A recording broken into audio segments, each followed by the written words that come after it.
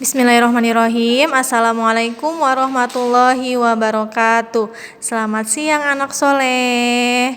Nah, kita belajar kembali tematik. Kalian bisa membuka buku tematik 3B-nya di halaman 147.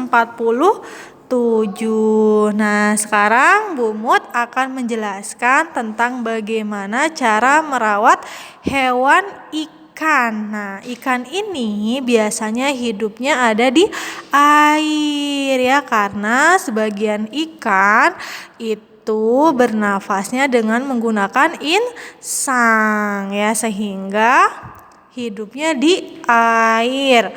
Nah, ikan ini biasanya banyak yang memelihara juga ya anak soleh ya. Nah, banyak yang melihara karena apa nih? Karena cantik dan menyenangkan. Ikan juga banyak ya tipenya. Ada ikan mas ya, kemudian ikan lohan, ikan koi ya, dan lain-lain. Nah, ikan juga biasanya berguna juga untuk konsumsi manusia ya, untuk dimakan ya, selain untuk peliharaan hiasan di rumah ya, bisa juga untuk dikonsumsi dimakan. Nah, sekarang kita lihat ada beberapa aturan dasar yang penting tentang perawatan ikan yang harus dipatuhi. Nah, pertama, kalau misalkan kita merawat atau memelihara ikan, itu mungkin ada di kolam ikan atau di akuarium ya. Kita harus sediakan kolamnya juga ataupun kita sediakan akuariumnya. Nah, biasanya kalau akuarium itu bisa ditempatkan di dalam rumah ya, seperti itu. Dan ukurannya itu tergantung sesuai dengan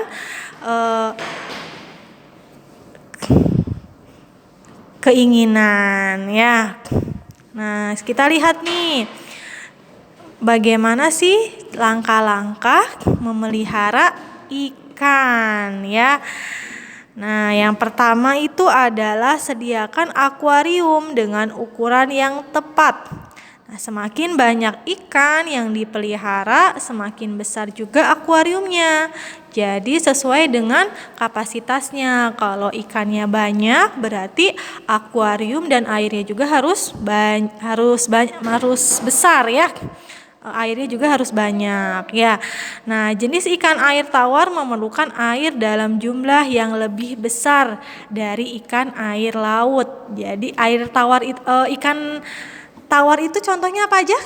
Ikan tawar contohnya bandeng ya. Kemudian apa lagi yang hidup di air tawar? Coba apa? Apa? Ikan lele ya, bisa ikan lele ya, dan lain sebagainya ya. Nah, selanjutnya yang kedua adalah yaitu pasanglah kelengkapan akuarium seperti ada pemanasnya, penyaring air, pasir dan kerikil, bisa juga dengan dekorasi, tanaman dan air. Nah, setelah air dituangkan ke dalam akuarium, diamkan dulu selama 1 minggu sebelum digunakan. Ya, biasanya di akuarium itu ada rumput bohongan ya, kerikil-kerikil, batu-batuan ya, dan hiasan lainnya.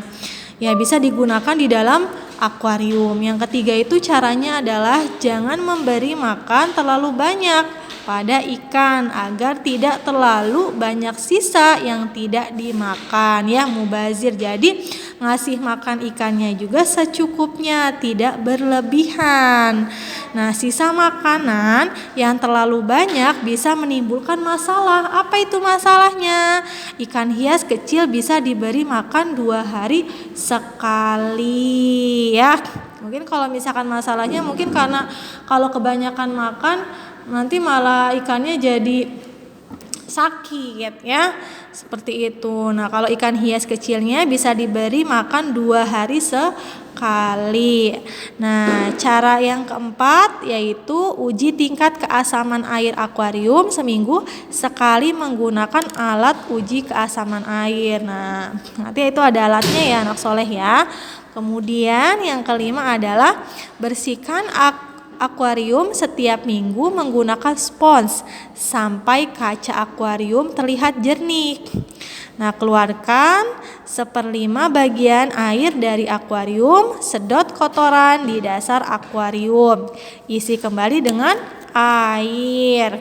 Nah, kemudian yang keenam, mengganti atau membersihkan saringan atau filter setiap bulan. Jadi kalau misalkan di akuarium itu ada namanya saringan ya atau filter ya untuk membersihkan akuarium tersebut.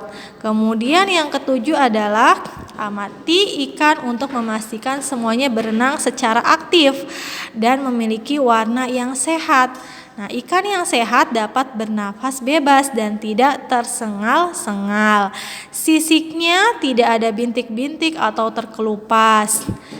Nah, kemudian segera pisahkan ikan yang sakit dengan mengeluarkan dari akuarium dan dipindahkan ke wadah lain untuk kemudian dibawa ke dokter hewan. Jadi dokter hewan ini fungsinya adalah mengobati hewan-hewan, baik itu ikan ya, kucing, kelinci dan lain sebagainya ya. Itulah cara langkah-langkah memelihara ikan di akuarium ya.